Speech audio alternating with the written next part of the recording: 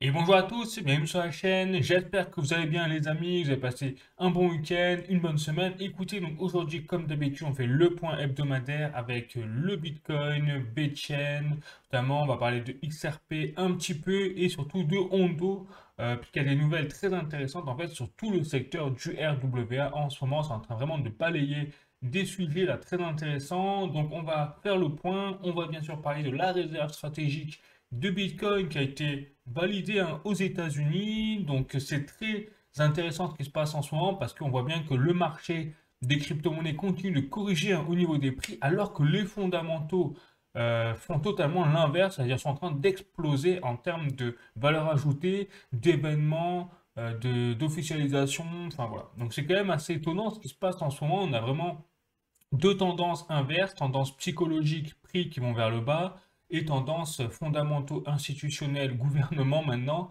qui vont vers le haut. Donc on va en parler de tout ça, je vais vous donner bien évidemment mon avis. Alors je vous rappelle aussi, je ne suis pas un conseiller financier ni en investissement, très important. Dans cette vidéo, c'est à titre informatif et vous devez faire vos propres recherches parce que je n'ai pas de boule de cristal et je n'ai pas la capacité de lire l'avenir, bien évidemment, vous le savez. Bon, une fois que c'est dit, bah, écoutez, c'est parti, hein. On va faire aussi une passe sur, comme d'habitude, les actualités crypto en fin de vidéo plus générale, économique, parce que là aussi il y a beaucoup de choses à dire, notamment sur l'Europe, hein, c'est un massacre. On fera le point sur le cours de l'euro par rapport au dollar, le cours de l'or, également le cours du CAC 40, hein, comme d'habitude. Voilà, donc si vous êtes chaud, bah, c'est parti, parce que là je pense qu'il y a pas mal de choses à dire, donc je vais bombarder, et puis bah, allez, c'est parti.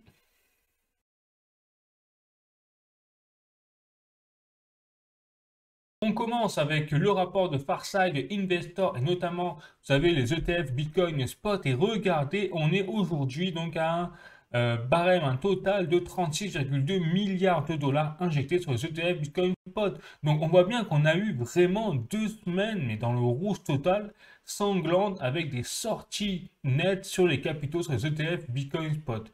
Donc là, on voit bien que les institutionnels, eux aussi, hein, à travers le retrait sur leur portefeuille donc de gestionnaire, enfin de gestion d'ETF Bitcoin Spot, eh bien, subissent les foudres de l'actuelle correction des prix des crypto-monnaies.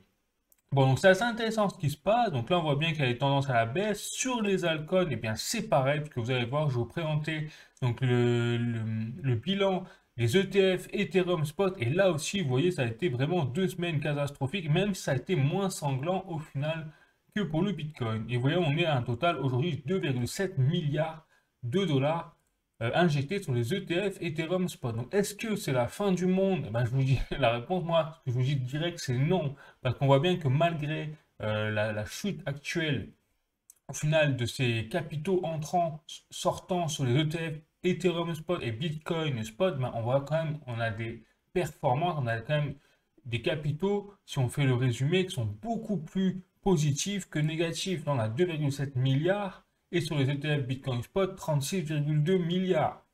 Donc on voit que c'est encore une énormité les montants qui sont injectés final encore et qui sont disponibles dans le bag des ETF, à la fois Ethereum et à la fois Bitcoin. Donc on n'est pas du tout sur une sortie totale et une capitulation définitive et massive sur les ETF, loin de là.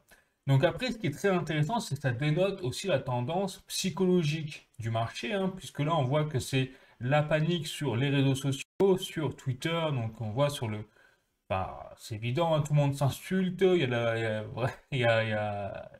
monde est en train de dire bon ça y est, c'est le bear market. Mais et donc c'est pareil pour les institutionnels qui eux voient la même psychologie en termes de retrait sur leurs ETF parce que c'est aussi les particuliers, hein, qui misent également des fonds sur les ETF. Il n'y a pas que les institutionnels, les banques, etc. qui achètent les ETF, il y a aussi les particuliers. Donc je pense que toute la masse, tout le retail est en train de paniquer et donc se retire sur tous les niveaux. Mais par contre, ce n'est pas le cas des institutionnels. Et on va en parler, tout ça pourquoi? Parce que là, déjà, premier point, donc au niveau du Bitcoin, c'est bien évidemment la réserve stratégique du Bitcoin qui a été validée, hein, et approuvée et annoncée, officialisée par donc, Donald Trump lors du premier sommet qui a eu lieu donc vendredi dernier à la Maison Blanche sur le sommet donc, des actifs digitaux. Et donc là, on dit quoi? On dit qu'effectivement, les États-Unis, en fait, seront la première puissance mondiale en termes de Bitcoin. C'est écrit noir sur blanc, donc j'ai promis donc aux États-Unis, à l'Amérique, que on fera de l'Amérique en fait la première superpuissance du Bitcoin au monde. Voilà, donc c'est écrit noir sur blanc. C'est une promesse effectivement que l'avait faite et qui est en train de tenir Donald Trump. Donc ça, c'est quelque chose vraiment, c'est une première hein, pour un politicien, je pense, d'avoir un tel bagage de promesses qui sont en train d'être tenues. Hein. Vraiment, c'est une première dans l'histoire, donc bravo à lui. Après, on va faire le point en détail hein, de qu'est-ce que ça veut dire, qu'est-ce qui est mis en place donc dans cette réserve de Bitcoin, c'est-à-dire qu'il y a à la fois bullish, mais à la fois bearish, dans le sens où ce qui est bullish, ben, effectivement, on a une officialisation, c'est-à-dire qu'on a le gouvernement qui est en train de dire, ben, écoutez, on considère le Bitcoin au même titre que l'or. Ben, c'est quand même assez incroyable ce qui est en train de se jouer, et je pense que personne ne réalise vraiment les conséquences même sur le long terme, que là, on est en train vraiment d'assister à un tournant dans l'histoire, parce que le Bitcoin est vraiment classé comme un actif égal désormais par rapport à l'or. Ça c'est incroyable. Et après, ce qui est bearish, donc je vous fais les grandes lignes hein, sorties de ce sommet, c'est que par contre, Donald Trump a dit le seul moyen pour nous d'acheter, de garder du Bitcoin, ce sera de ne pas en acheter parce qu'on ne veut pas que les contribuables aient à payer quelque part les Bitcoins. Donc aux États-Unis, donc pas de levée de fonds de Bitcoin sur les impôts, par exemple. Donc ils vont trouver d'autres moyens et on va en parler parce que j'ai un rapport de Vanek justement qui délimite et qui définit, qui met une liste où il préconise des moyens pour acheter du Bitcoin sans avoir à faire payer les contribuables. Donc déjà, on voit la démarche d'esprit donc aux États-Unis, c'est pas comme nous en France. Nous en France, on est en train là de parler d'épargne privée. Enfin, il nous a fait l'autre fou là, il nous a fait son discours. Donc on l'a vu hein, il y a quelques jours. Et donc apparemment, on va falloir mettre encore plus la main à la pâte dans les épargnes privées pour financer la guerre en plus de Russie-Ukraine. Bref, j'en parlerai bien évidemment en actualité économique. Mais là, on voit déjà le contraste aussi et le respect qu'ont les Américains, en tout cas Donald Trump, sur les contribuables américains. Donc ça, effectivement, c'est dans le sens, c'est pas une bonne nouvelle court terme à la limite, ou du moins ça n'a pas été perçu comme une bonne nouvelle parce que comment acheter du coup du Bitcoin? Parce que on ne connaît pas tous les moyens, les arcanes financières aux États-Unis pour comprendre comment on peut acheter du Bitcoin sans passer par l'argent des contribuables américains. Donc on va voir ça après. Et ce qui est également, donc par contre, positif, c'est qu'ils vont garder, il faut savoir que le gouvernement américain a actuellement entre 200 et 210 000 bitcoins qui ont été saisis suite à des affaires, vous savez, criminelles, illégales, etc. Et donc ces bitcoins-là, par contre, ne seront jamais vendus. C'est ce qu'a dit Donald Trump. Donc pour le moment, l'objectif donc des États-Unis, c'est de ne jamais vendre ces bitcoins. Et ça rappelle beaucoup la phrase de Michael Saylor, qui d'ailleurs, Michael Saylor, est au sommet crypto. On le voit directement à côté du président Donald Trump, un peu sur la droite. Il est avec une cravate orange. Et lui, donc c'est un Bitcoin maximaliste et il précise clairement qu'il ne faut jamais vendre ses Bitcoins. Donc on retrouve un peu les influences hein, derrière Donald Trump avec son équipe tout simplement qui le conseille. Donc moi je vous dis déjà, enfin quand je vois l'action du marché, donc ok, ça, les prix baissent, hein, c'est vrai que ça fait pas plaisir, à moi non plus, hein, je vois mon portefeuille qui baisse, bah, ça fait chier, je ne veux pas vous gâcher. Mais par contre, faut prendre du recul, c'est-à-dire que là, personnellement, j'ai jamais été aussi bullish sur le marché des crypto-monnaies quand je vois ce qui est en train de se passer, c'est un truc de fou. Il y a carrément le Bitcoin qui est légalisé au niveau gouvernemental. Voilà, donc forcément, donc ça fait là, je passer un petit peu les articles pour étayer un peu mes propos, pour vous montrer. Donc là, j'ai un article de journalducoin.com. Voilà. Donc Bitcoin le 8 mars, malgré la réserve stratégique, l'intérêt pour les cryptos chute. Et oui, donc c'est ça qui est étonnant, c'est que on n'a jamais eu des éléments aussi au niveau macroéconomique aussi bullish pour la crypto-monnaie et pourtant en fait la masse soit se délasse ou a peur. Moi c'est plutôt vraiment de la peur et donc sort du marché et se fait rect au final parce qu'on voit bien qu'on a eu des pics des prix du Bitcoin, on a eu énormément de personnes qui ont acheté notamment les meme coins, les shitcoins de Trump, se sont fait défoncer, et sont sortis et après ne sont pas rentrés parce qu'ils ont été dégoûtés. Je pense qu'il y a un peu de ça également, alors que les fondamentaux sur la crypto sont en train vraiment d'exploser. Et donc là, je vais passer maintenant, pourquoi je vous dis je suis jamais aussi bullish, c'est parce que voilà, là j'ai un rapport de Vanek, tout simplement, qui a été présenté et mis en avant par H Crypto.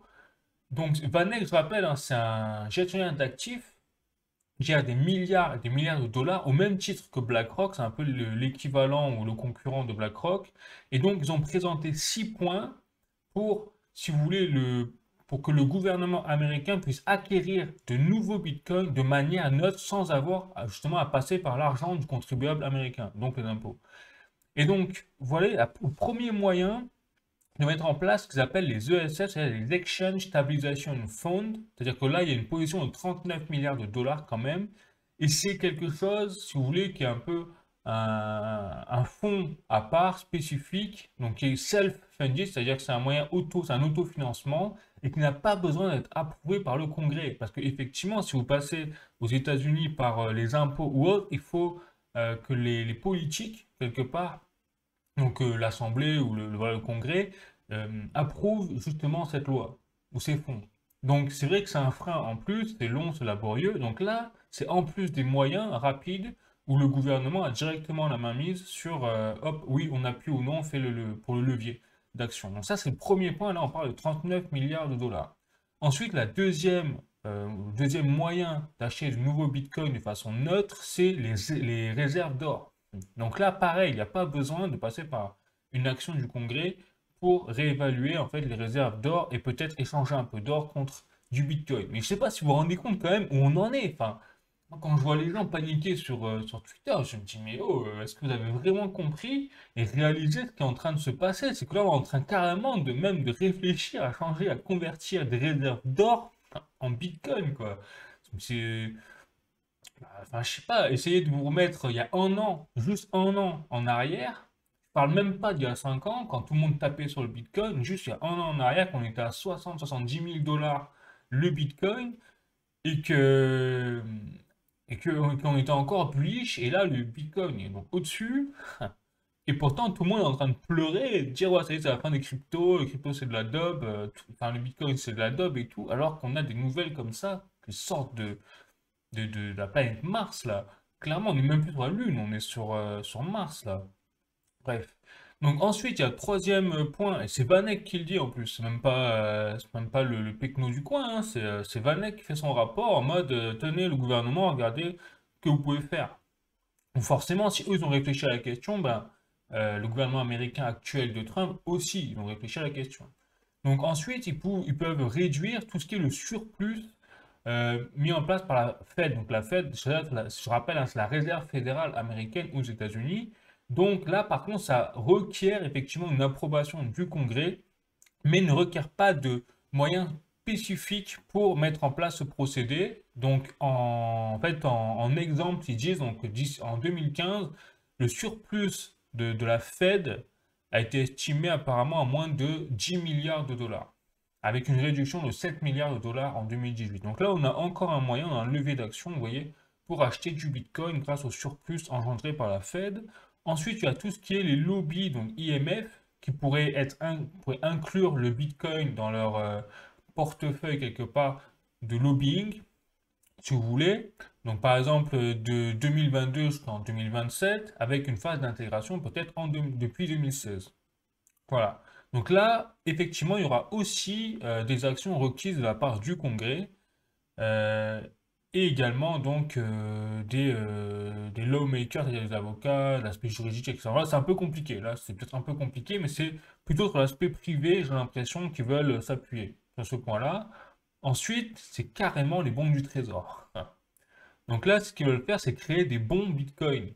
Je sais pas, là aussi, enfin, ce qu'on réalise, quoi. C'est en train de se passer.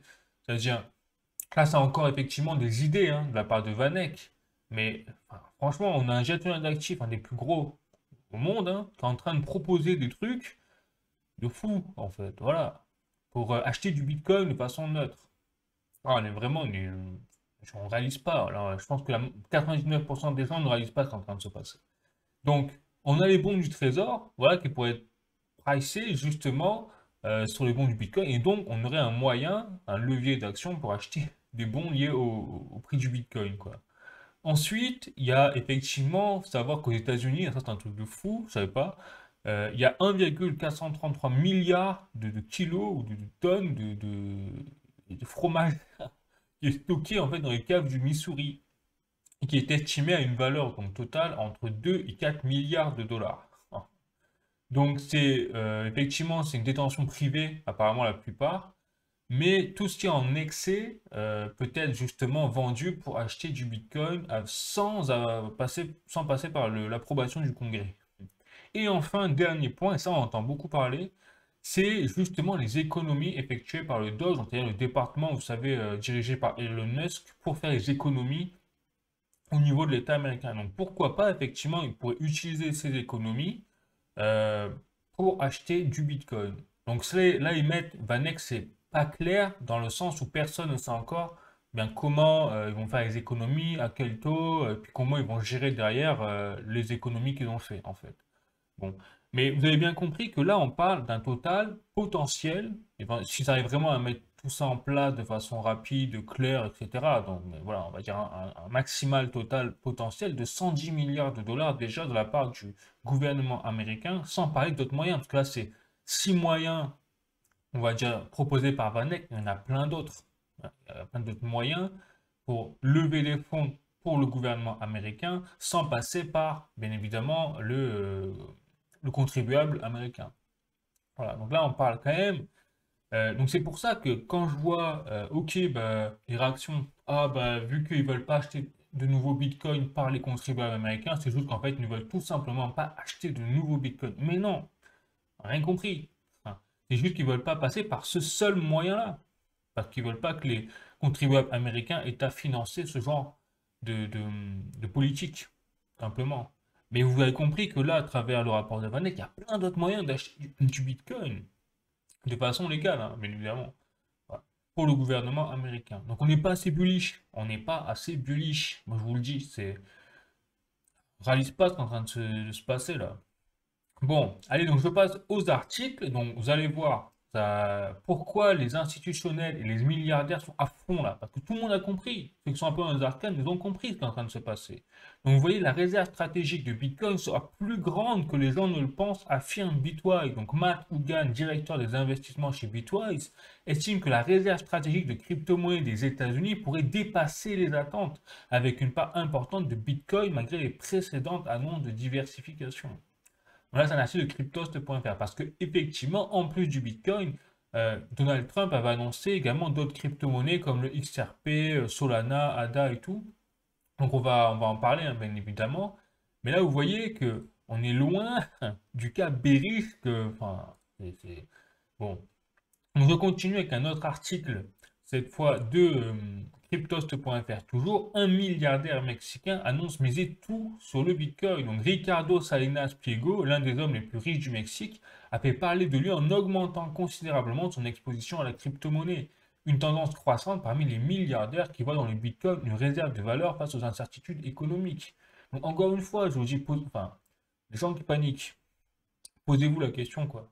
C'est-à-dire, les gens, si tous les millionnaires, les milliardaires, là, c'est même pas les millionnaires, c'est les milliardaires, les hommes les plus riches du monde, sont en train de se jeter en masse sur le Bitcoin. Donc, on a maintenant une réserve stratégique de Bitcoin aux États-Unis. On a les ETF, on a les banques qui achètent du Bitcoin. Enfin, posez-vous la question. C'est-à-dire, maintenant, ça baisse un peu là en ce moment. Pourquoi alors ça baisse en ce moment? Les gens vendent, la masse vend. Et que font les milliardaires, les millionnaires? Ils achètent du Bitcoin. Voilà. Donc on a vraiment deux tendances qui se profilent. Donc c'est pour ça, moi j'appelle vraiment les personnes, après à mon humble avis, je peux me tromper, bien évidemment, je peux me tromper. Donc c'est pour ça, faites-vous votre propre opinion, cherchez par vous-même, regardez un petit peu les choses, mais surtout ne laissez pas votre émotion prendre le pas, parce que vous risqueriez en fait de le regretter clairement. Parce que quand ça va redécoller, et je pense que ça redécollera forcément tôt ou tard, vu les éléments qui sont en train de se mettre en place, je pense qu'il y aura pas de ça va pas faire les paliers, ça va faire directement la ligne droite. Ça va faire la fusée. Parce qu'on aura, en fait, si vous voulez, vu qu'on a 21 millions de Bitcoin au maximum, moins 3-4 millions, parce qu'on a 3-4 millions qui ont été perdus, qu'on ne trouvera jamais. Vous savez que les mots de passe et tout qui sont été perdus. Donc il n'y a même pas 21 millions de Bitcoin, il y en a peut-être 18 à tout péter. Et on a des gens, c'est des milliardaires, on a des millionnaires. Il y a plus de millionnaires et de milliardaires sur Terre qu'il y a de Bitcoin.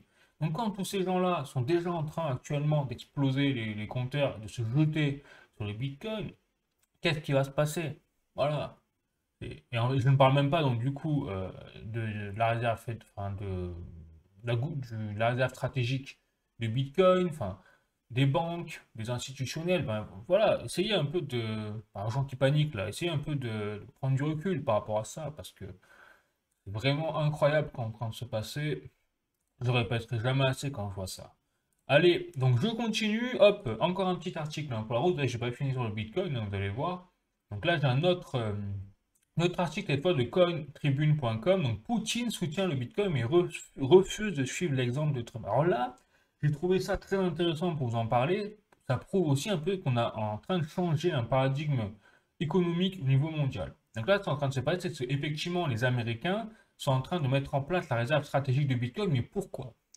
Une des raisons majeures pourquoi Trump est en train de mettre, Elon Musk est en train de mettre cette réserve stratégique aux États-Unis, c'est pour quelque part soulager leurs dettes. Que les États-Unis sont le pays le plus endetté au monde, hein, clairement, donc heureusement qu'ils ont le dollar, mais ils ont compris que le dollar est en train actuellement de baisser, et donc en termes de puissance. Et donc si demain les Américains n'ont plus le dollar, ils coulent directement parce qu'ils sont endettés à mort. Voilà. Donc, c'est-à-dire que le Bitcoin aujourd'hui, quand je vous dis qu'il est en train d'être équivalent à l'or en termes de réserve, enfin, considéré comme tel, ça va encore plus loin. Il est même considéré au-dessus de l'or parce que le Bitcoin est même considéré aujourd'hui par les Américains comme une solution pour réduire leurs dettes. Pas se rendre compte. Et donc, comment je vois ça? Bah, cet article, eh bien, Poutine, donc la Russie, eux, il faut savoir, c'est un des pays les moins endettés au monde. Donc ils n'ont pas besoin quelque part d'une solution pour réduire leur dette. Par contre, il faut savoir que Poutine a rappelé que lui, il mettait son paquet sur quoi? Sur le yuan numérique, 60% et 40% sur l'or. Voilà.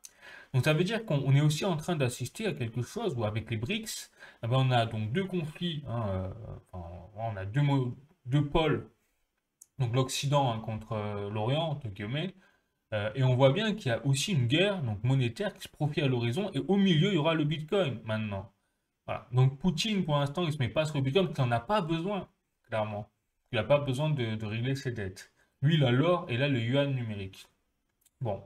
Donc, on voit aussi que derrière le Bitcoin, il se joue sur fond de guerre monétaire avec le yuan, qu'on voit que là, Poutine a dit non, finalement, je ne fais pas comme vous Américains, moi je choisis le yuan, en gros les Chinois.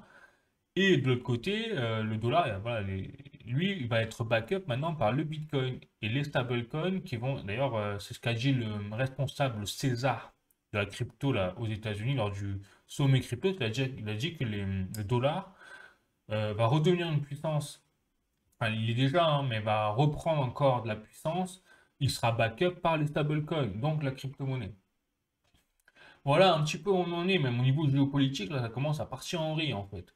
Bon, donc voilà, je trouve ça vraiment intéressant. Et ensuite, j'ai passé maintenant, parce qu'on parle d'une réserve stratégique donc fédérale qui a été approuvée et validée, hein, vous comprenez. Donc là, on n'est pas assez bullish dans ce sens-là, je pense que les gens ne réalisent pas.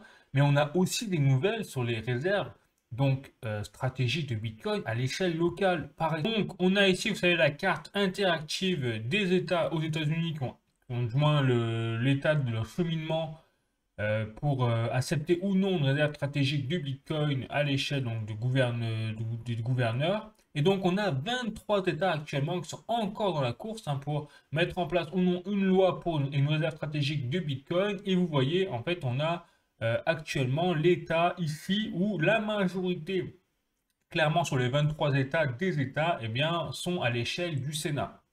Et donc, on a même, là, quand je vous dis que c'est pas à jour, c'est qu'on a le Texas, en fait, qui a directement approuvé la loi à l'échelle donc du Sénat et est maintenant directement dans les mains du gouverneur. Donc, le gouverneur doit maintenant signer la loi au Texas Et s'il le fait, donc normalement c'est une formalité, mais s'il le fait, eh bien on aura officiellement donc le Texas qui sera le premier État américain à mettre en place une loi de réserve stratégique de Bitcoin. Donc là j'ai l'article de journalducoin.com, vous voyez, qui annonce la nouvelle.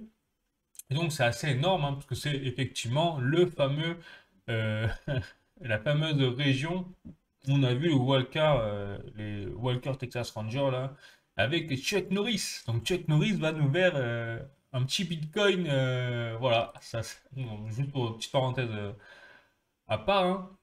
Mais on voit que c'est vraiment très intéressant ce qui se passe parce que ça y est, on a à la fois, enfin, parce qu'on rend compte, une réserve stratégique fédérale, donc approuvée, validée, et maintenant on commence à avoir des États aux États-Unis qui, ça y est, mettent en place la loi pour mettre en place des réserves stratégiques du Bitcoin à l'échelle locale.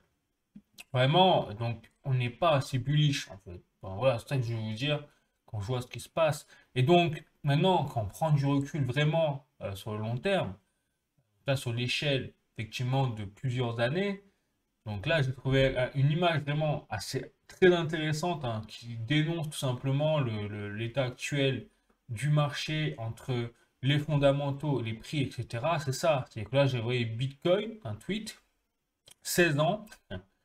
Et donc, comment ça a commencé? Vous avez l'image du dessin vraiment de la daube. Ouais, Bitcoin, c'est avec le bâton magique, c'est la magie, c'est la monnaie d'Internet, voilà, c'est pour les geeks, c'est pour les criminels, voilà, tout ce que vous voulez. Et maintenant, comment on y est? D'ailleurs, 6 mars 2025, eh bien voilà, on a l'établissement d'une réserve stratégique de Bitcoin aux États-Unis, ainsi une réserve stratégique de crypto-monnaies et d'actifs digitaux, parce qu'il n'y a pas que le Bitcoin, donc on va en parler, mais on va dire que là, dans un premier temps, Donald Trump a vraiment annoncé, mis le focus sur le Bitcoin uniquement. Voilà. Et donc il y a un audit qui va être dépêché par notamment le César de la crypto là-bas aux États-Unis pour faire le point sur qu'est-ce qu'ils ont en réserve les États-Unis, et après ils vont peut-être, en fonction de cette réserve-là, mettre en place leur réserve stratégique d'actifs digitaux hors Bitcoin. Ah, mais... Donc c'est pour ça, moi je dis, focalisez-vous un peu sur ça en 16 ans et imaginez, projetez-vous dans 10 ans, qu'est-ce qui va se passer. On a vu l'évolution là sur les 16 dernières années, projetez-vous sur les 10 prochaines années, qu'est-ce qui va se passer maintenant. Et je pense que avec un minimum de recul, de logique, bah, ça va tout qui va exploser en fait. Forcément, hein, il y a 21 000, 19, alors on va dire 19 millions de Bitcoin disponibles pour 8 milliards de personnes sur Terre et on va dire, je sais pas combien il y a de millionnaires. Il y en a un sacré paquet, il y en a en tout cas beaucoup plus de millionnaires qu'il n'y a de Bitcoin. Rien que ça déjà, voilà, ça devrait interpeller. Surtout que maintenant, c'est le feu vert. Ce que je veux vous faire comprendre, c'est que là, ce qu'on a eu le 6 mars 2025, c'est quelque part le feu vert, comme quoi le Bitcoin est un actif de classe internationale, au même titre que l'or, donc une valeur refuge. Voilà pourquoi je pense que beaucoup de gens, en termes institutionnels, millionnaires, milliardaires, attendaient peut-être cette nouvelle pour acheter du Bitcoin. C'est-à-dire, ils attendaient que ce soit légalisé, entre guillemets, considéré comme une valeur refuge avant de mettre leur bille dedans. Et une fois que maintenant que c'est fait, bah là c'est déjà il y a quelques jours, hein, bon, on devrait avoir un raz de marée là en 2025, jusqu'à ce que je vois venir personnellement sur le Bitcoin. Et donc, nous relancer les prix forcément, bah, logique, hein. Derrière, moi, je peux, enfin, ça fait 2 ans que je fais des vidéos. Vous pouvez retracer toutes mes vidéos, toutes les voir, vous verrez. J'ai jamais été autant bullish, alors que le marché est en train de se péter la gueule, hein, clairement maintenant. Et j'ai jamais été autant bullish. Je reste convaincu, clairement. Je peux pas vous dire mieux quoi. Bon, allez, maintenant je passe au prochain projet, hein, les amis, notamment le VTN. Là aussi, VTN, vous allez voir, j'ai beaucoup de choses à dire. Donc, puisqu'il y a beaucoup de choses à dire, hein, tout simplement. Donc, VTN, la renaissance avec tout ce qui est l'aspect du staking avec les NFT. Donc là, je sais que Lip, notamment, il y avait t'avais des questions sur les nodes, etc. Donc, j'ai réussi à mettre le grappin dessus. J'ai fait un petit résumé avec ChatGPT, heureusement, hein, heureusement qu'il y a ChatGPT, notre ami, sur ce point-là. Donc, je vous fais une petite traduction, un petit résumé, et comme ça, on va voir justement les notes. Je pense que c'est intéressant parce que j'ai tout en détail du coup. Donc c'est le résumé, vous voyez, de l'article donc de VeChain, hein, ici en français, donc où ils annoncent effectivement, donc officiellement, la mise à jour Galactica qui a été votée donc et qui est en cours de développement, hein, actuellement. Donc il est prévu, je vous rappelle, un nouveau système de staking de NFT. Donc c'est un modèle innovant qui va remplacer la génération de VTHO, hein, j'avais déjà parlé la semaine dernière.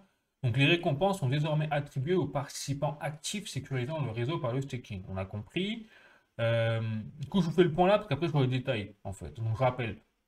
Ensuite, il y aura l'introduction du staking NFT. Donc chaque utilisateur, voilà concrètement comment ça se passe. Eh bien, mise CVChain pour créer un NFT de staking avec des niveaux correspondant au montant misé. Voilà. Après, on parlera des montants misés, justement, quels sont-ils. Enfin, ensuite, donc, il y a deux catégories, si vous voulez, de personnes qui peuvent staker, on va dire en termes officiels dans l'écosystème de VeChain. Il y a les délégateurs et les validateurs. Donc, les délégateurs recevront 70% de récompense de bloc, tandis que les validateurs recevront 30% plus 100% des frais prioritaires. Parce que les frais prioritaires, qu'est-ce que c'est? Ben, c'est quand vous allez faire votre transaction, vous avez la possibilité de booster la transaction en la passant en priorité. Et là, par contre, il faut payer des frais supplémentaires, et ces frais supplémentaires seront justement fournis aux validateurs. Pardon. Voilà. Donc le nouveau système pondéré favorise en fait les contributions actives. Donc les validateurs, il y aura une pondération de 2, X-Node délégateur de 1,5 et l'économie node au niveau délégateur, c'est une pondération de 1 à peine. Bon, voilà. Donc le rendement annuel est estimé à 12,8% pour les délégateurs et 20% pour les validateurs. Alors ils disent là, ils sont pas sûrs, ils sont susceptibles de changer. Peut-être ça va être modifié ou alors peut-être qu'ils vont mettre quelque chose de dynamique, on verra. Donc ensuite, maintenant les nouvelles structures de nœuds délégués. Donc là, autant vous dire que c'est plutôt pour il y a les gros portefeuilles, on va dire. Donc les anciens Xnode et Economic Node sont intégrés au système de délégation avec différentes catégories et multiplicateurs de récompenses. Donc le Mjolnir X, donc 15,6 millions de VeChain, hein, déjà sont être là, bravo. Hein, eh ben, on a une récompense multipliée par 5. Voilà. Le Thunder X Node, c'est 5,6 millions de VeChain, donc une récompense x 4. Le Strength X, 1,6 million de VeChain, donc récompense x 3. Et là, on passe aux nouvelles entrées. Alors après, je vous montrerai le tableau, j'ai vraiment quelque chose de spécifique que j'ai pris sur VeChain, hein, clairement. Mais là, il y a le Dawn Node, donc c'est 10 000 VeChain. Donc là, clairement, bien plus facile d'y rentrer. Là, c'est un multiplicateur de x1. On va voir vraiment, il n'y aura pas vraiment de multiplicateur. Donc c'est une nouvelle entrée, vous voyez. Le Lightning Node 50 000 VeChain, là 1,15 fois. Et le Flash Node, donc 200 000 VeChain, 1,3. Voilà. Ensuite, il y a un programme Early Bird Staking, c'est-à-dire que premier arrivé, premier servi en gros. Lancement le 1er juillet. Donc retenez bien cette date, 1er juillet 2025, lancement de la mise à jour de Galactica, avec un budget de 3 milliards de VTHO, soit 10 millions de dollars en bonus sur 6 mois avant la mise à jour à Yabusa. Donc les premiers participants bénéficieront de multiplicateurs de récompenses plus élevés, hein, ce que je vous disais. Et donc maintenant, concrètement, voilà, c'est là où ça va devenir intéressant, c'est comment devenir un délégateur ou un validateur. Bon, autant vous dire que les validateurs, je pense pas que une personne qui regarde cette chaîne puisse être validateur. Alors je vous souhaite, hein, vraiment, je vous souhaite, donc, que là il faut 25 millions de VeChain. 25 millions de VeChain, ouais, il faut y aller quand même.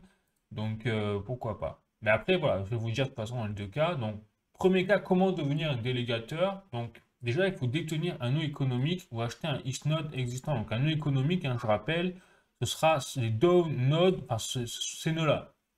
Donc, j'aurai le Mjolnir jusqu'au Flash Node.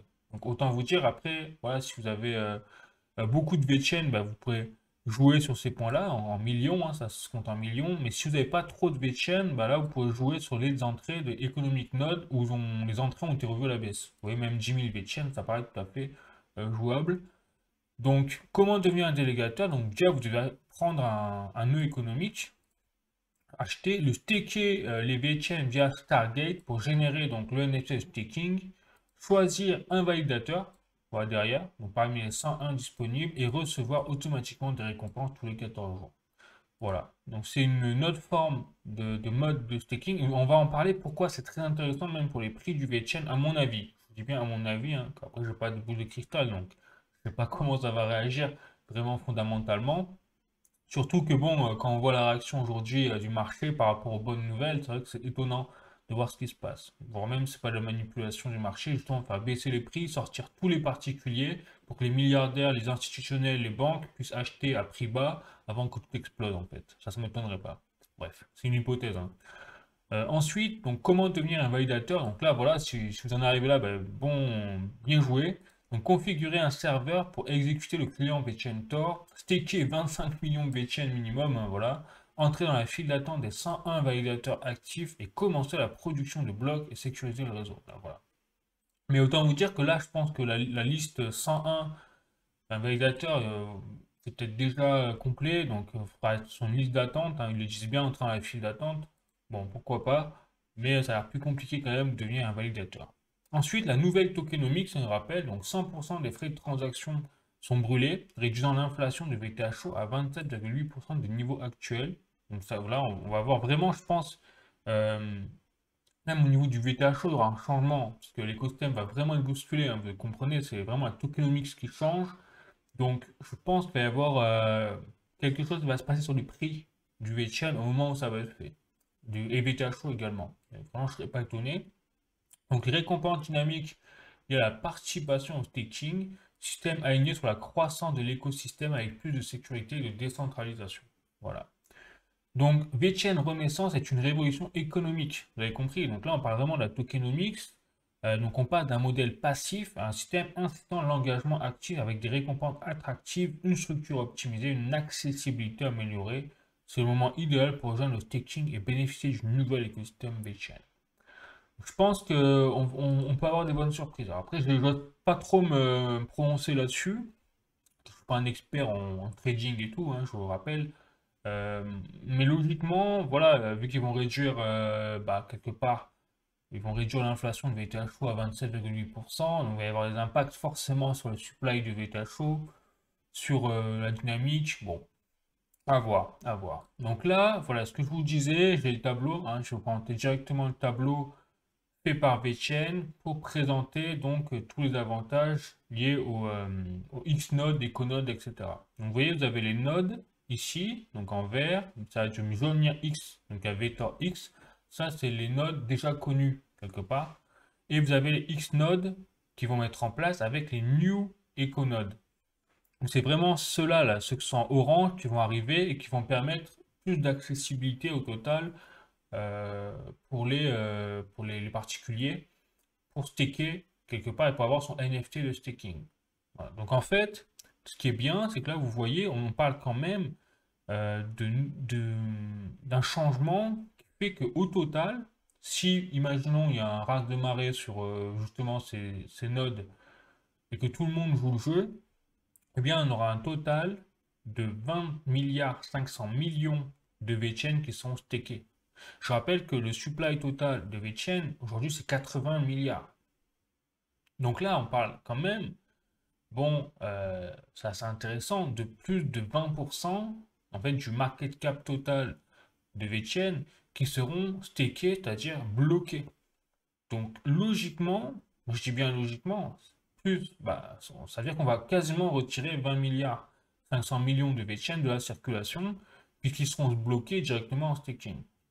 À condition, bien évidemment, que tout le monde joue le jeu, hein, mais je pense que c'est possible. Parce que là, vous voyez, ça va ouvrir en fait cet aspect de staking genre à 625 000 personnes. Bon. Et donc derrière, vous avez ouais, le poids des récompenses, hein, ça je vous l'ai déjà dit, donc entre 1 et 3,5 fois. Et des jours de maturité. Alors ça, les jours de maturité, je ne sais pas ce que c'est. C'est peut-être, c'est-à-dire le nombre de jours que vous pouvez retirer vos fonds et donc toucher des récompenses. Voilà. Ça paraît peut-être logique ouais, ça paraît peut-être ça. Donc, c'est assez intéressant ce qui se passe quand même. Donc, je pense que rien que ça déjà, ça va justement jouer sur le volume, enfin sur le supply total de VeChain en circulation. Et donc, bah, plus vous retirez de VeChain de la circulation, hein, logiquement, hein, avec la loi de l'offre et de la demande, et plus ça fait monter les prix. Donc, je ne serais pas étonné qu'il y ait une réaction à la positive rien qu'avec ça déjà. À condition, bien sûr, que tout le monde joue le jeu et stake ses VeChain. Ensuite, autre point très intéressant là actuellement sur VeChain, c'est qu'on a des développements aussi au niveau, vous savez, technique. Donc là, moi je ne suis pas développeur, hein, je ne pourrais pas vous donner de détails, mais vous voyez, on a le VeChain SDK 1.0 qui est sorti officiellement et qui est désormais disponible pour toutes les personnes, tous les développeurs qui codent directement, vous savez, sur la blockchain, etc., qui créent des applications pour justement profiter de ce nouveau SDK. Voilà, donc en fait, c'est un outil qui permet aux développeurs de créer du contenu, des applications en lien avec le Web3, hein, c'est noté ici, pour justement voilà, être en conformité, en efficacité, si je puis dire, et en toute sécurité surtout pour coder sur l'écosystème de VeChain. Voilà. Donc c'est aussi une avancée, vous voyez, technologique sur ce plan-là. C'est vrai qu'on n'en parle pas assez parce que je pense qu'il n'y a pas beaucoup de monde qui est calé là-dessus. Mais ça, c'est pas négligeable. On peut dire c'est un truc comme ça, machin. Non, parce que le nerf de la guerre de VeChain, c'est quoi? Bah, c'est justement les développeurs et les codeurs. Et oui, parce que plus il y a de codeurs, plus il y a de développeurs, plus il y a d'applications, plus il y a de sécurité, d'avantages, etc. sur l'écosystème de VeChain. Donc ça, c'est quelque chose vraiment de très important, j'insiste, hein, et qui permet également, là aussi, de généraliser l'utilisation de VeChain derrière. Que plus les développeurs, et plus il y aura de contenu, plus il y aura beaucoup d'interactions, etc. Voilà, donc très, très bullish, hein, vraiment. Et aussi très intéressant, ce que je trouve aussi, c'est on a donc le PDG de la fondation VeChain, donc Sunny Lu, hein, je rappelle, qui a fait un article, clairement, qu'il ne fait pas tous les jours, hein, ça c'est sûr, où il donnait sa vision. Donc là, vous voyez, donc Sunny Lu VeChain, hein, donc PDG ou CEO de VeChain, qui a fait donc une lettre à la communauté de VeChain, on appelle VFAM, donc à l'aube de la renaissance de VeChain. Ça, c'est le nom de l'article. Là, on voit bien qu'on est, même au niveau stratégique, on a un changement là, au niveau de VeChain, et qu'on est vraiment dans un tournant économique. Et donc, je vous ai, pareil, je vous ai fait un petit résumé, un chat GPT, notre ami, encore une fois. Je vous ai fait un petit résumé, donc traduit en français, etc. Donc, on va en parler, où vraiment, il met sa vision. C'est très intéressant.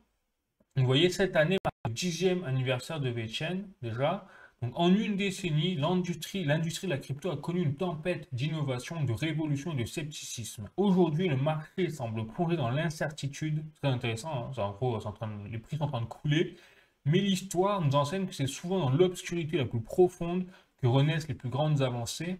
Comme la peste noire a déclenché la Renaissance, la crypto se trouve aujourd'hui à un tournant décisif. Voilà. Donc le parcours de VeChain, une décennie d'innovation. Donc VeChain n'a jamais suivi les tendances, mais a toujours cherché à créer une réelle utilité. Voilà. Donc là, on fait le lien, hop, RWA, tokenisation d'actifs. Depuis ses débuts, la mission de VeChain a été d'apporter des solutions concrètes aux industries et d'améliorer la vie des gens grâce à la blockchain. Il est temps de recentrer le débat sur les fondamentaux. La blockchain n'est pas seulement une mode spéculative, c'est une révolution technologique qui doit être mise au service du monde réel. Voilà. C'est exactement ça, quoi. C'est ça la vision de la blockchain aujourd'hui. C'est pas les shitcoins, là, on en parlait, enfin, qui règlent tout le monde, où tout le monde veut se faire du bifton en court terme. Non, c'est pas comme ça que ça marche, clairement. Donc une vision, une plateforme publique pour des actions positives. Donc VeChain ne se limite pas à être une simple blockchain, mais une plateforme qui vise à encourager donc, des actions positives à travers le monde dans des domaines comme la durabilité, la transparence des chaînes d'approvisionnement et l'autonomisation financière. Donc nous construisons un monde où chaque action bénéfique est récompensée, dépassant ainsi le cadre de la crypto pour transformer les économies et les industries. Ah, donc là, c'est carrément VeChain est là pour révolutionner des choses, clairement. La mission Web3 for Better. Donc la blockchain doit dépasser la spéculation et devenir une force bénéfique. Web3 for Better est notre engagement à bâtir une économie décentralisée, évolutive et durable en révolutionnant les chaînes d'approvisionnement, en valorisant les actions individuelles positives et en créant de nouveaux modèles économiques. Nous posons les bases d'un avenir plus juste et plus durable. Donc bon, elle est sympa. Donc là, il dit un nouveau modèle économique. Donc là, vous voyez, on voit que le PDG de VeChain est conscient que les choses sont en train de changer, qu'on est vraiment un tournant pour VeChain. Donc VeChain adopte une approche innovante pour stimuler l'engagement et créer de la valeur à long terme. intéressant. Un réseau réellement décentralisé où la communauté détient le pouvoir de décision, un modèle de staking plus attractif et durable, une sécurité renforcée par l'intégration des NFT, une nouvelle économie VTHO avec une combustion des frais de base à 100%, réduisant l'inflation et augmentant la valeur du protocole. Je répète, augmentant la valeur du protocole. Donc là, c'est le PDG de la Fondation VeChain en train de nous dire l'objectif là de cette année de la Fondation VeChain, c'est de faire augmenter la valeur du protocole et donc les prix de VeChain, du VTHO, de B3TR, etc. Voilà. Donc c'est du lourd ce qui est en train de se passer. Et je pense que là aussi, VeChain, c'est les seuls qui font ça.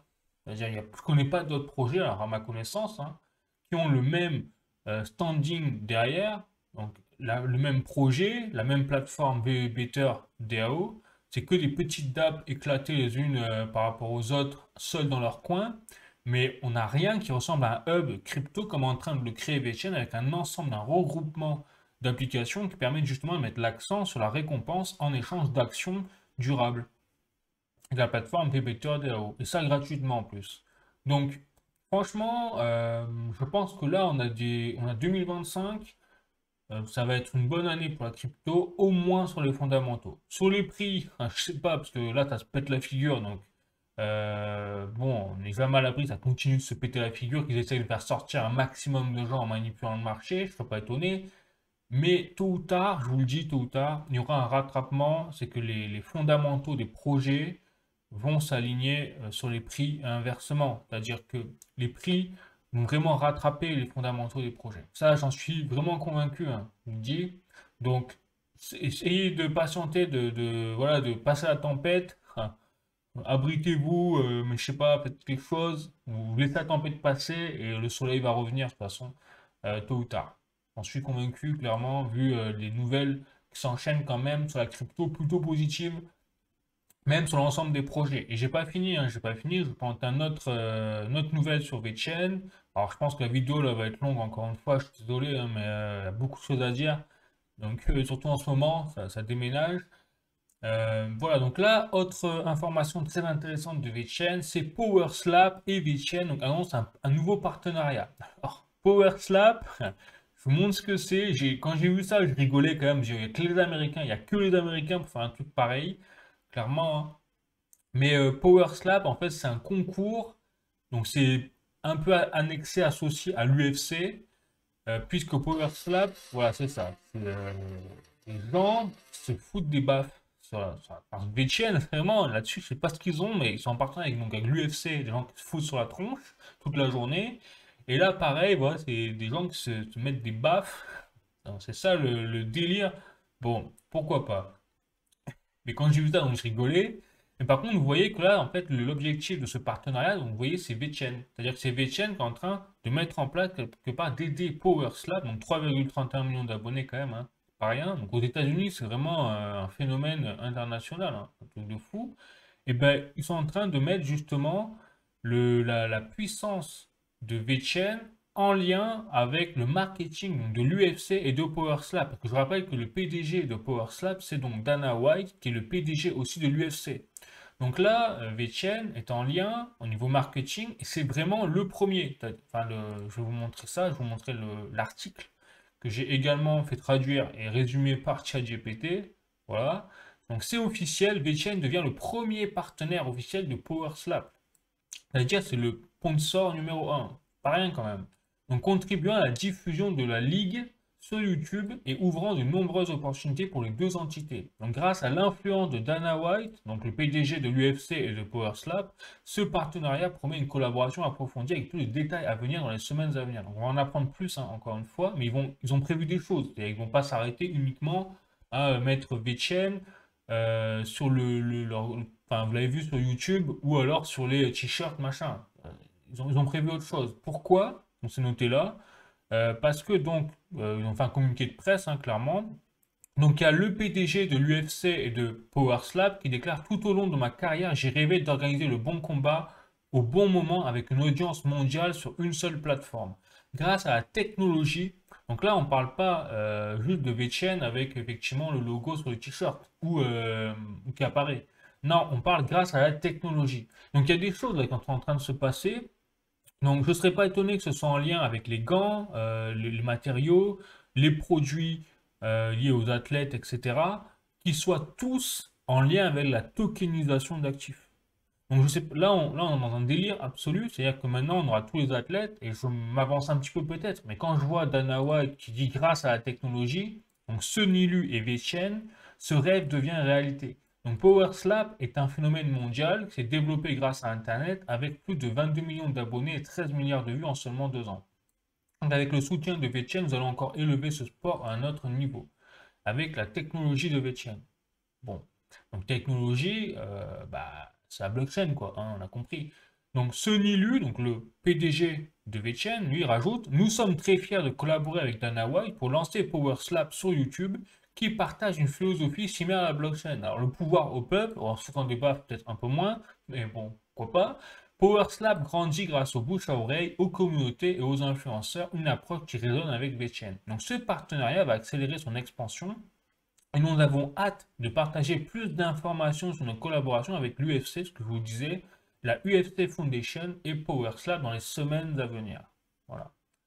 Donc, en tant que premier partenaire officiel de PowerSlap, VeChain sera intégré dans tous les événements et contenus avec une présence visible pour les équipements des athlètes. Donc, je vous disais, hein, les t-shirts, machin, les affiches, les conférences de presse et les réseaux sociaux.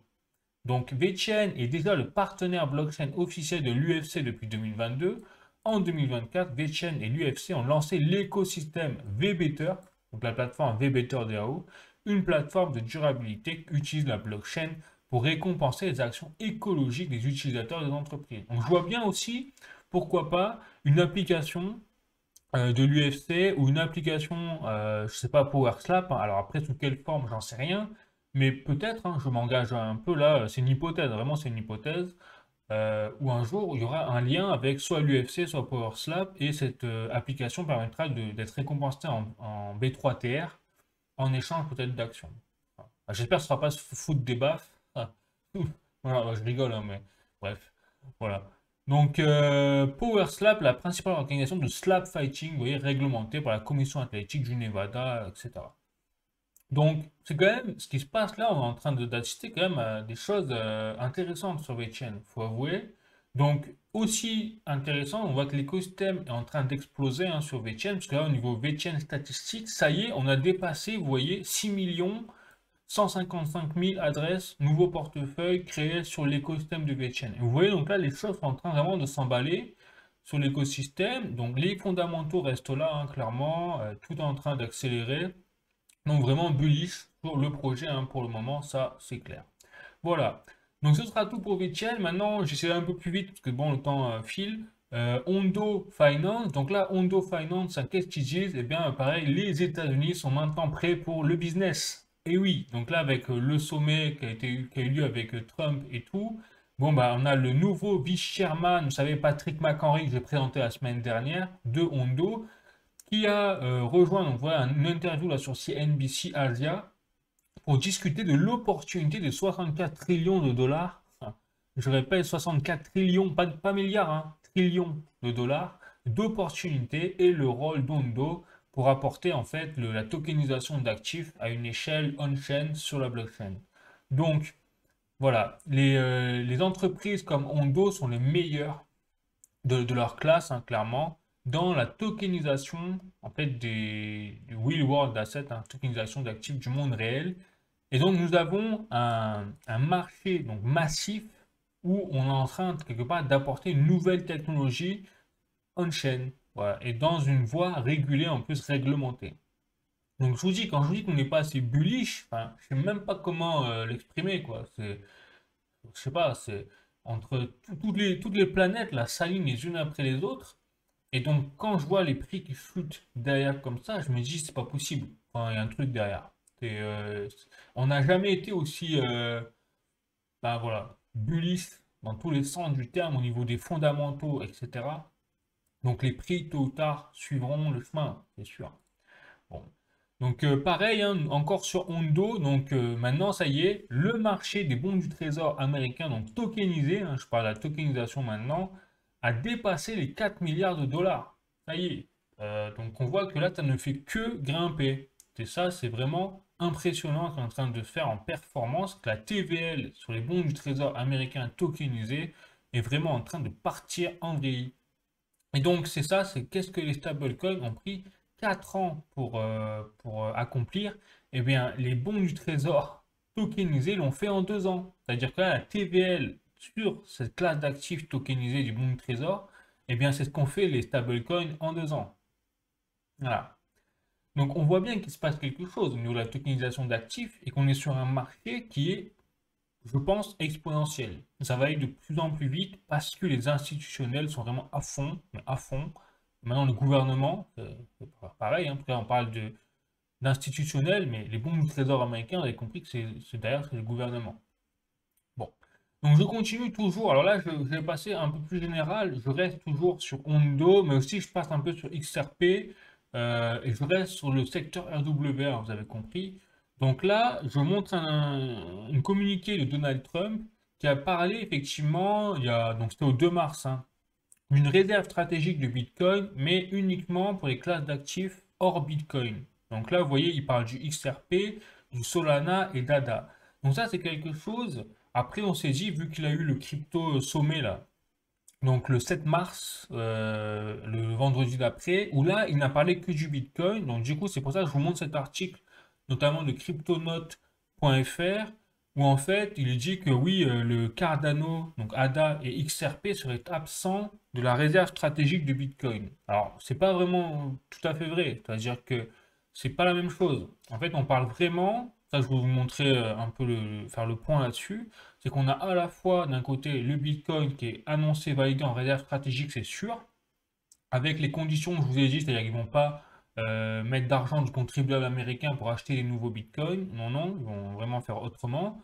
Et par contre, après, ils ont parlé quand même d'un stockpile, c'est-à-dire une réserve stratégique de crypto-monnaies américaines notamment, mais ils vont d'abord faire un audit. C'est-à-dire donc le César de la crypto, le responsable crypto là, a pris la parole lors du sommet américain vendredi en disant que effectivement, ce qu'ils vont faire, c'est qu'ils vont d'abord faire un audit, ils vont voir qu'est-ce qu'ils ont dans leur réserve, c'est-à-dire qu'est-ce qu'ils ont saisi sur les portefeuilles criminels, etc., qui est disponible dans leur coffre.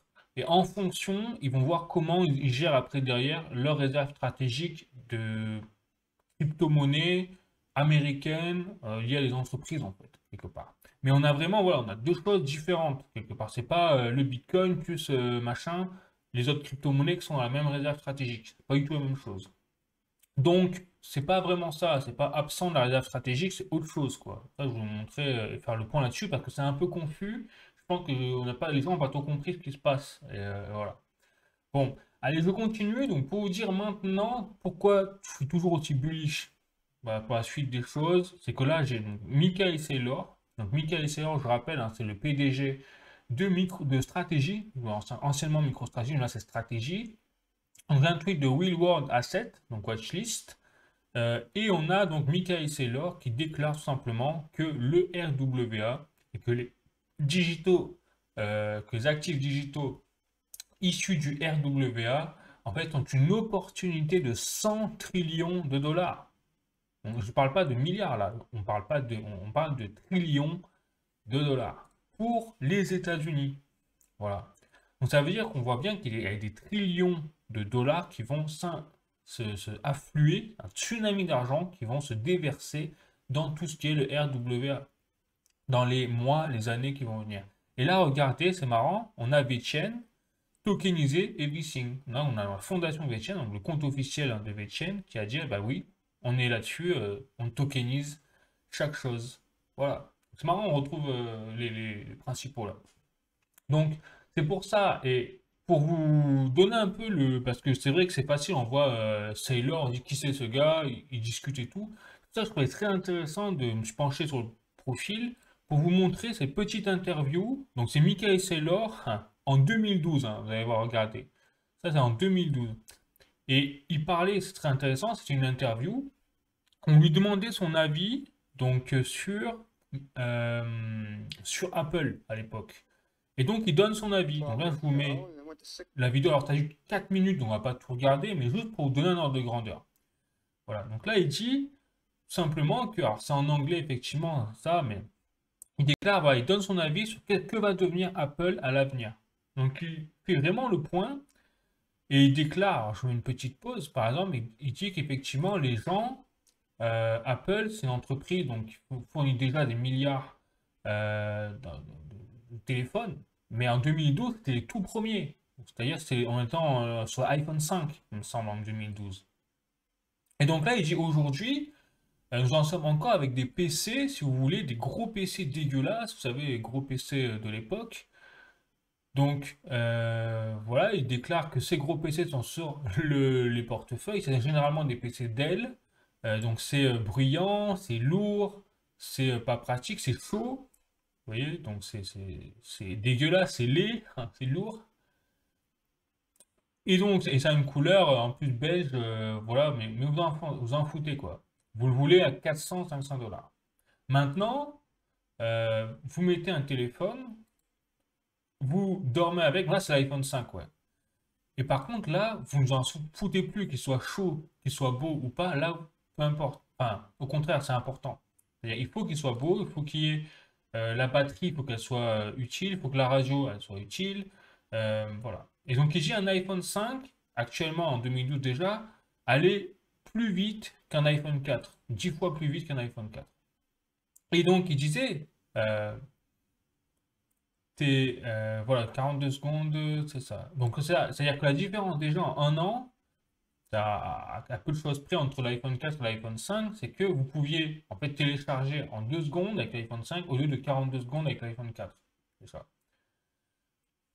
Donc, il dit que vous n'avez pas à être un génie pour comprendre que chaque année, en fait, il suffira juste pour Apple, ce qu'il disait déjà en 2012, de faire chaque année un modèle plus élégant, un petit peu plus performant, plus rapide, de faire une meilleure batterie, une meilleure radio, pour propulser cette technologie en fait dans le monde entier. Voilà. Et qu'est-ce qui s'est passé pour la suite des choses? Enfin là je m'en pose, hein, mais bah, les années lui ont donné raison. C'est-à-dire que chaque année on a vu Apple, parce que depuis 2012 jusqu'à aujourd'hui, sortir quasiment chaque année un nouveau appareil iPhone, mais qui révolutionne pas vraiment les choses. On constate depuis la mort de Steve Jobs, il n'y a rien qui a été révolutionné chez Apple au final. Ils ont sorti l'iPhone 4, et puis après, ça a été que des suites de nouvelles améliorations de ce genre de téléphone chaque année, et pourtant, ça ne les a pas empêchés de faire gonfler et de créer en fait, un mastodonte, une machine internationale mondiale de vente de téléphones qui sont au final juste améliorés, quoi. C'est exactement ce qu'il disait, et ça, il le disait en 2002, pour donner un peu le genre de gars que c'est, la vision qu'il avait déjà, et il vous donne ça avec en plus un nombre de détails impressionnants, vous voyez, de comment il analyse les choses.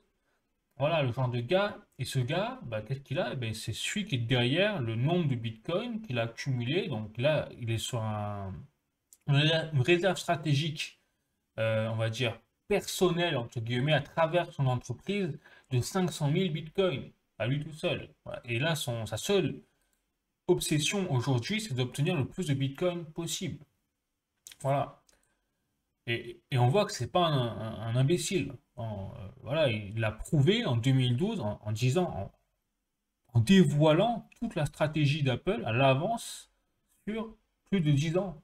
Comment vous allez faire pour gagner du pognon, quoi, en fait. Voilà. Ah. Donc c'est vraiment impressionnant. Voilà. Et donc il parlait même des marges. 40% de marge deviennent 30, puis 35 et 20. Et ainsi de suite. Il parlait même des marges et tout. Un truc de fou. Et tout s'est avéré vrai, quoi. Voilà. Donc impressionnant. Donc, je vais pas vous mettre tout, hein. Après, vous pouvez la trouver, l'interview, si vous voulez vraiment la voir en détail. Mais voilà quel genre de personnages sont derrière, en fait, donc Donald Trump actuellement, hein, qui a été, je rappelle, invité au sommet crypto là, vendredi, donc, pour conseiller directement Donald Trump, carrément. Et puis on l'a vu, vous savez, dans une photo, aux côtés de Eric Trump et même Donald Trump, justement sur l'aspect crypto. Voilà. Donc je pense que on n'est pas assez bullish quand on voit un peu les éléments là qui se concordent les uns après les autres là-dessus. Bon, allez, donc maintenant j'ai passé aux articles, pardon, donc avec les actualités également économiques et crypto plus générales, hein, vous voyez, donc là par exemple j'ai un article de cointribune.com où on a, donc pendant que tout le monde panique, tout le monde vend, que font les entreprises, les institutionnels? Ben, ils continuent d'acheter, et notamment vous avez le World Liberty Financial qui a investi 25 millions de dollars sur la crypto avant le sommet de Trump. Voilà, donc là, on a la famille Trump, qu'est-ce qu'ils font? Bah, eux, ils achètent des crypto-monnaies. Ah, c'est marrant quand même. Ils n'ont pas vendu, hein. Voilà, donc je continue, je continue.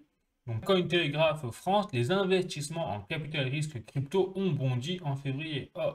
Les grands fonds de capital risque soutiennent de plus en plus les startups crypto dans des secteurs comme la DeFi, le DePIN, l'IA et les paiements. Donc là, on a vraiment quelque chose qui est en train de se développer, mais à échelle grand V, partout vraiment sur le secteur de la crypto-monnaie. Bon, donc je continue. Toujours sur Cointelegraph France, Bitwise effectue sa première allocation institutionnelle dans la DeFi. Donc les données on-chain du début mars indiquent que l'allocation de Bitwise dans les produits de Maple Finance a dépassé les 5 millions de dollars et que les institutionnels maintenant s'intéressent de plus en plus aussi aux pans de la crypto-monnaie comme la DeFi. Donc on y est quoi. On y est, les entreprises, les institutionnels ne savent plus comment faire maintenant pour acheter des parts du marché crypto. Et pendant ce temps, allez, on rigole, donc pendant que les États-Unis mettent en place une réserve stratégique du Bitcoin, facilitent même et parlent même de supprimer les taxes crypto aux États-Unis, bah nous en France, en Europe, qu'est-ce qui se passe? Bah, j'ai un article de cointribune.com, l'AMF instaure de nouveaux frais aux plateformes crypto françaises, dans un contexte déjà compliqué avec la loi MiCA qui arrive à grands pas. Nous, on n'a vraiment rien compris, hein, donc c'est toujours pareil, c'est vraiment un massacre. Et donc là, hop, non, ça c'est bon, et je vais passer maintenant aux actualités euh, maintenant économiques. L'actualité économique, donc là, je fais un peu la transition, mais c'est pas triste, vous allez voir, parce que bah, on nous a annoncé, vous l'avez vu cette semaine, un plein d'annonces, donc notamment de Les Échos, guerre en Ukraine, pourquoi la France est déjà l'un des principaux soutiens financiers de Kiev. Donc déjà, on pose la question, dire que Trump et Poutine sont en train de planifier la paix, c'est quand même une bonne chose. Enfin, eh bien, on a nous, l'Europe, on essaie au contraire maintenant de privilégier la guerre. Donc déjà, voilà, donc combien ça va coûter? Ça va pas être simple, hein, puisque là, on voit que selon le Kiel Institute, la France a soutenu l'Ukraine à hauteur de une quinzaine de milliards d'euros depuis le début du conflit, en incluant la contribution hexagonale à l'aide européenne. Cet appui en vient de ta place pour suivre. Super. Nous, vraiment, on n'a rien compris, quoi. Enfin, c'est fatigant, hein. C'est même fatigant rien que de voir ce genre de nouvelles.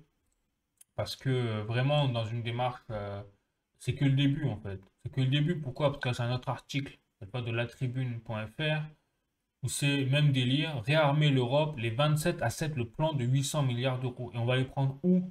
Bah, j'ai pas assez d'argent. Donc les dirigeants européens se sont mis d'accord pour que l'Union européenne mobilise cette somme pour le plan proposé cette semaine par la Commission européenne.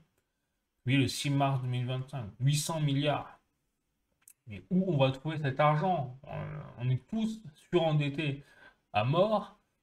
La France, nous, on représente 25% de la dette totale européenne. Donc on est quasiment en banqueroute, si ce n'est pas déjà théoriquement.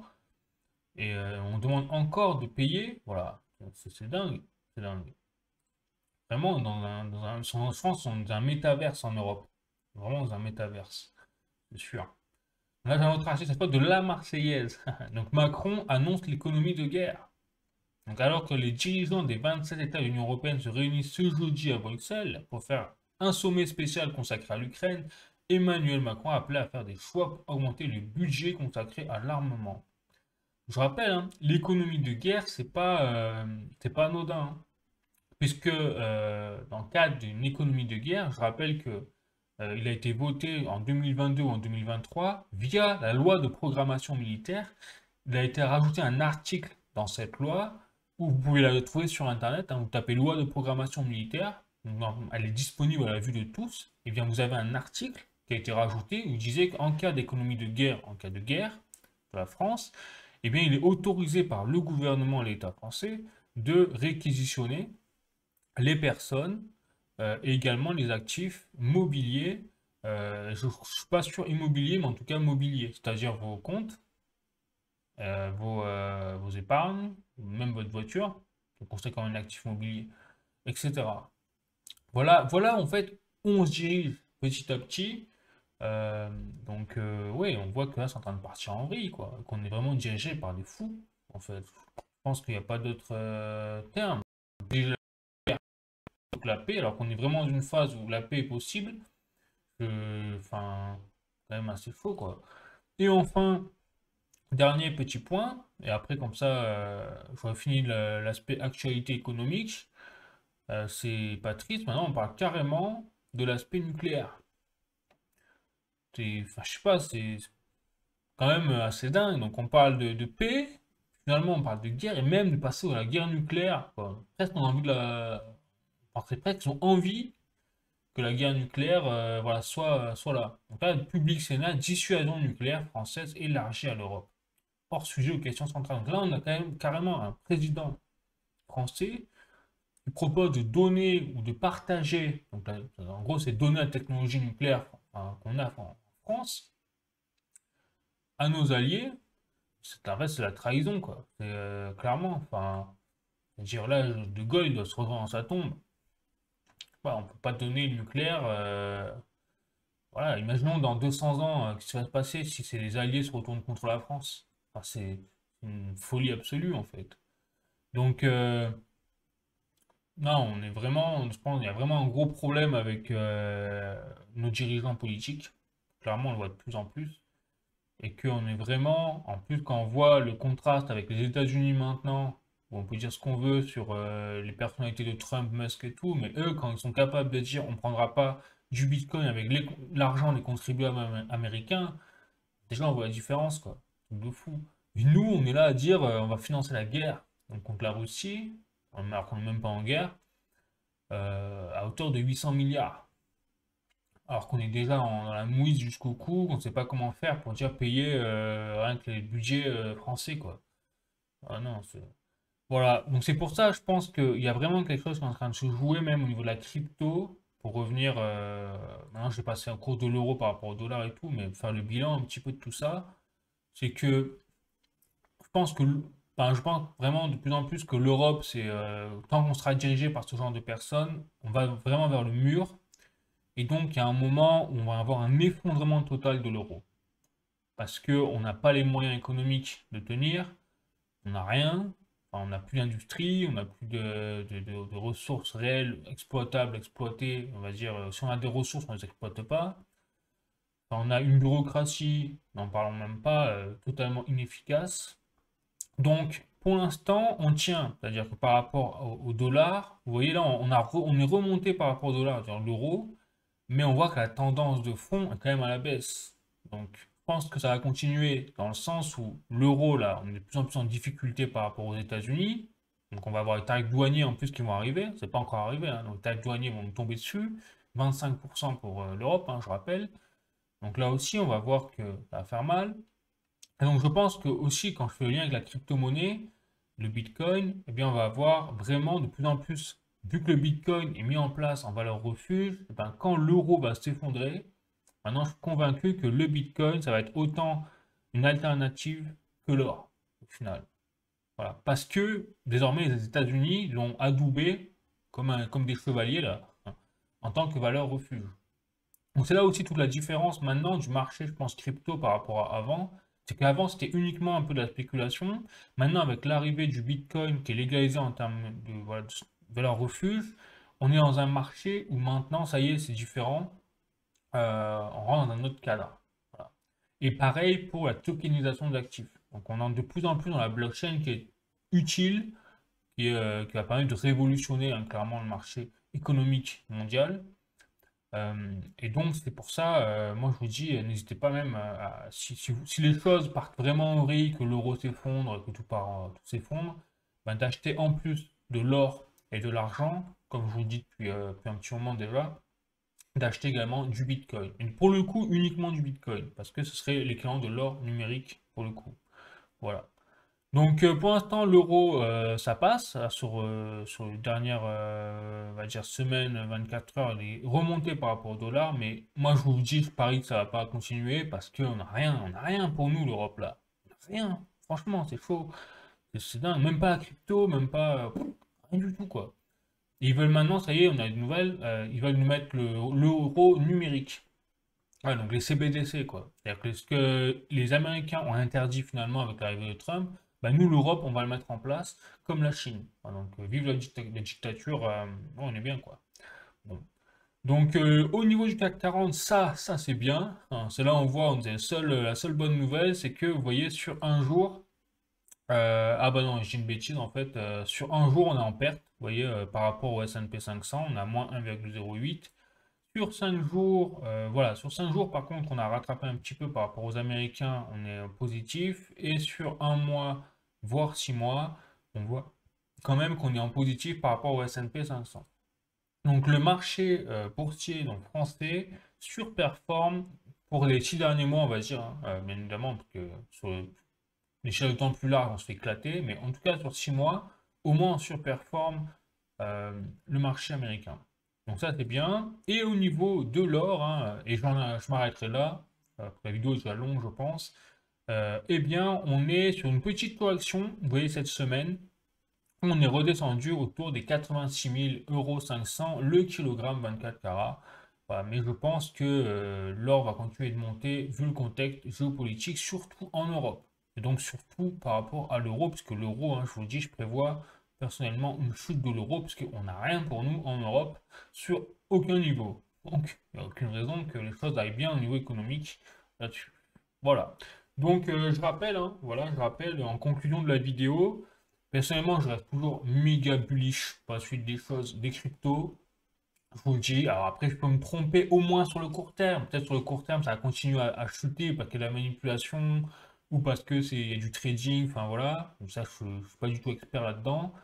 Mais par contre, moyen, long terme, donc en échelle, allez, on va dire plusieurs mois, voire plusieurs années surtout, bah, on n'a jamais eu des planètes aussi bien alignées pour la crypto-monnaie, pour le Bitcoin. Donc après, voilà, c'est à vous de voir votre stratégie. Déjà, surtout, ne misez jamais plus que ce que vous pouvez sur ce genre de, que ce soit la crypto, même l'or, tout. Ne vous séparez jamais d'argent qui vous permet de vivre, entre guillemets. Hein. Voilà, ne misez que ce que vous pouvez vous permettre de perdre. C'est fou à dire, mais voilà, c'est la base numéro un. Hein. Et après, le reste, ben voilà, vous pouvez Bitcoin, or, argent, pourquoi pas l'immobilier, mais bon, la France, peut-être plutôt à l'étranger, hein, l'immobilier, mais à l'étranger, que bon, la France, on y croit de moins en moins quand on voit ce qui se passe. Voilà. Mais je vous dis vraiment méga bullish pour la suite des choses sur le plan crypto et voilà. Allez, je vous dis la bise. J'espère que c'est pas trop long, mais bon, n'hésitez pas à mettre un like si vous avez aimé la vidéo, vous avez appris des choses. N'hésitez pas à mettre un commentaire pour soutenir la chaîne, ça fait toujours super plaisir. Et puis voilà, je vous dis à la prochaine, prenez soin de vous, la bise, ciao.